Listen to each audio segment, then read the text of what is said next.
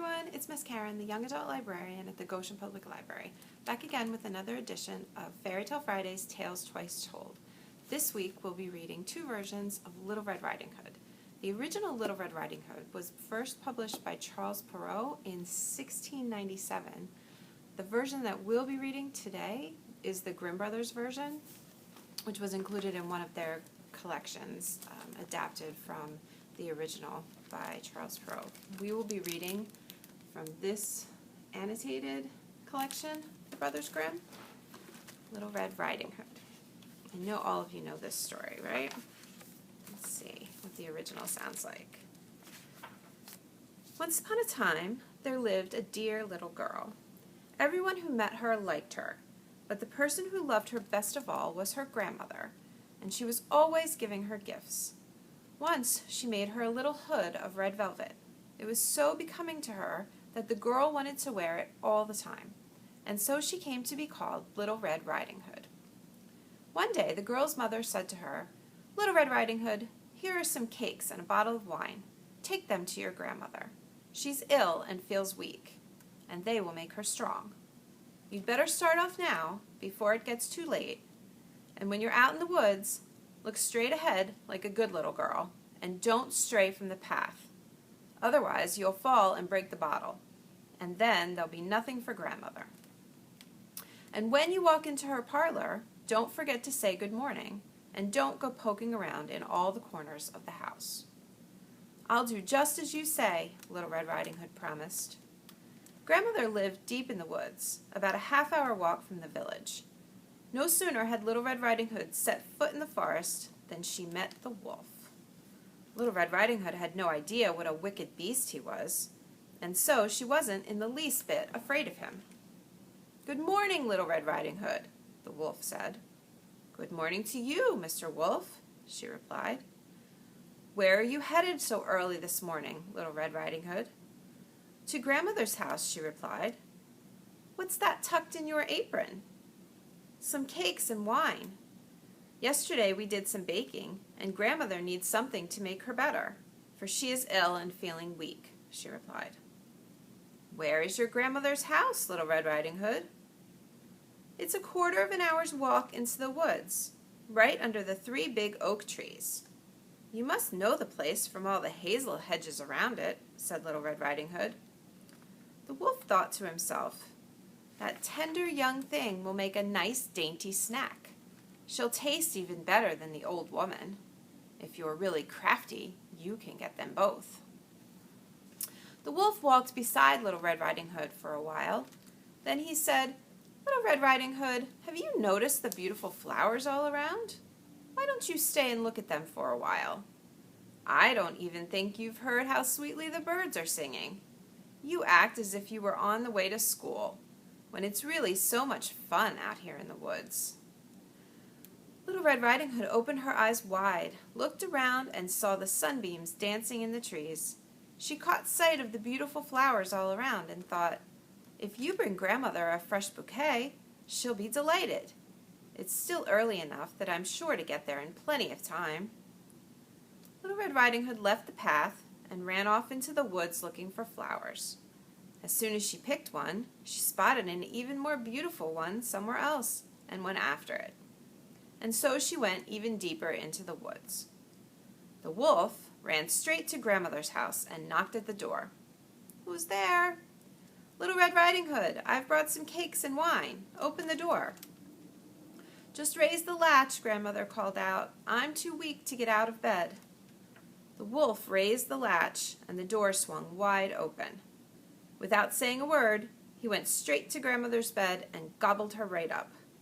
Then he put on her clothes and her nightcap, lay down in her bed, and drew the curtains. Meanwhile, Little Red Riding Hood was running around looking for flowers. When she had gathered so many that she couldn't hold any more, she suddenly remembered grandmother and got back on the path leading to her house.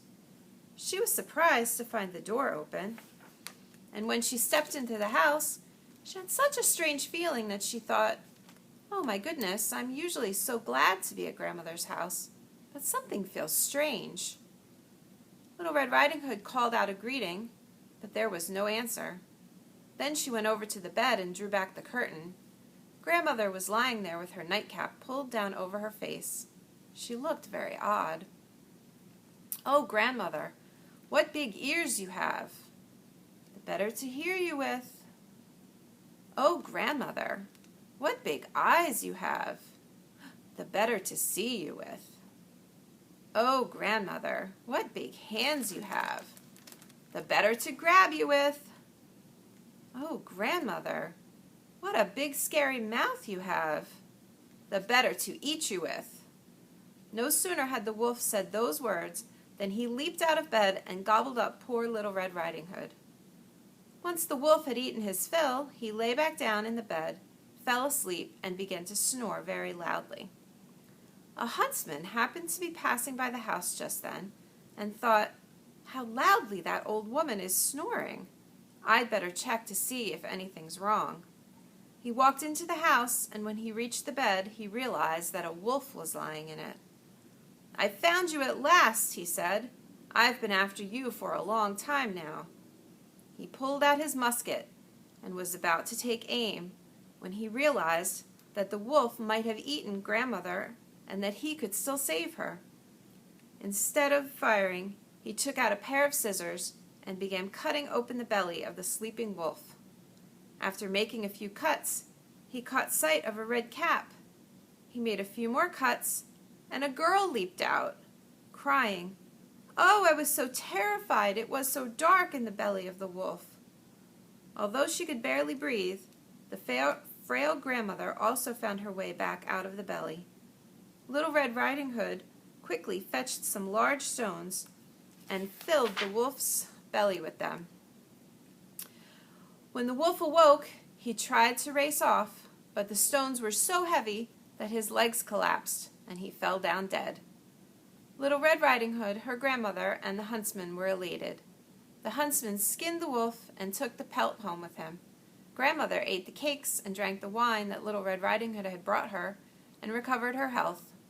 Little Red Riding Hood said to herself, "Never again will you stray from the path and go into the woods when your mother has forbidden it." Perfect ending, right? Always do what your mother says. So the second version of Little Red Riding Hood that we're going to read today is from the Italian tradition. It's called The False Grandmother. We're reading it from this book here, different versions of Little Red Riding Hood. The False Grandmother, an Italian fairy tale. One day, a mother was making bread. She told her little girl to run to her grandmother's house and borrow the flour sifter. The girl packed a snack of ring-shaped cakes and bread with oil. Then she set out. When she reached the river, she asked, "River, will you let me cross?" The river liked to spin ring-shaped cakes in his whirlpools. He answered, "Yes, if you give me your cakes." The girl tossed the cakes into the river, and the river let her cross. The girl then arrived at a gate. "Gate, will you let me through?" The gate's hinges were rusty, and the bread with oil would loosen them. The gate answered, "Yes, if you give me your bread with oil." The little girl did, and the gate opened. So you see a picture of her tossing her ring-shaped cakes into the river. And there's the gate and the bread and oil, and the gate let her through. When the girl reached her grandmother's house, she found the door locked. "Grandmother, let me in," she called. "I'm sick in bed," Grandmother said. "I'll pull you up through the window." She lowered a rope so the girl could climb up. The room was very dark, and the girl couldn't see that in bed lay an ogress, not her grandmother. The ogress had gobbled up the grandmother. "Mother wants the sifter," the girl said. "It's too late. Come to bed now," the ogress said. "I'll give you the sifter tomorrow." And you can see there's the house, Little Red Riding Hood being pulled up into the window. The little girl crawled into bed beside the ogress. "Grandmother, why are your hands so hairy?" she asked. "Oh, from wearing too many rings," the ogress answered. Why is your chest so hairy? From wearing too many necklaces. And why are your hips so hairy? From wearing my corset too tight. Then the little girl felt the ogress's tail. She knew her grandmother, hairy or not, had never had a tail. And at once she realized that the woman was an ogress. Okay, so there is a picture of the girl and the ogress who is pretending to be her grandmother. Grandmother, I have to go to the bathroom, the girl said. Go to the barn below, said the ogress. She tied a rope around the girl and let her down through the trapdoor. The moment the girl reached the ground, she untied the rope. She retied it around a heavy goat. Okay, pull me back up, she called, and then she ran away. The ogress pulled and pulled. Up came the goat. The ogress jumped out of bed and chased after the little girl. So there's a picture of Little Red Riding Hood going down on the rope, and a picture of the ogress pulling the goat up on the rope. The girl reached the gate with the ogress at her heels. Don't let her through, gate, the ogress yelled. Of course I'll let her through, the gate answered. She gave me bread with oil. When the girl reached the river, the ogress yelled, River, don't let her cross. Of course I'll let her cross, the river answered. She gave me ring-shaped cakes. When the ogress tried to cross the river, the waters rose quickly. The ogress was swept away by the current, and the little girl stood on the riverbank, making faces at the ogress. There's a picture of the ogress being swept away by the river, and the girl, you can see, making faces at her while she swept away. And that is the end. So in this version of Little Red Riding Hood, an ogress takes the place of the grandmother, and Little Red Riding Hood, or the girl, not Little Red Riding Hood, but the girl is able to outwit her thanks to the river and the gate letting her through because she gifted them with things. So I hope you enjoyed both versions of Little Red Riding Hood. There are lots of other versions from other countries, so if you have some time, you might want to look some of them up to see how different they are. And I will be back next week with another Tale Twice Told.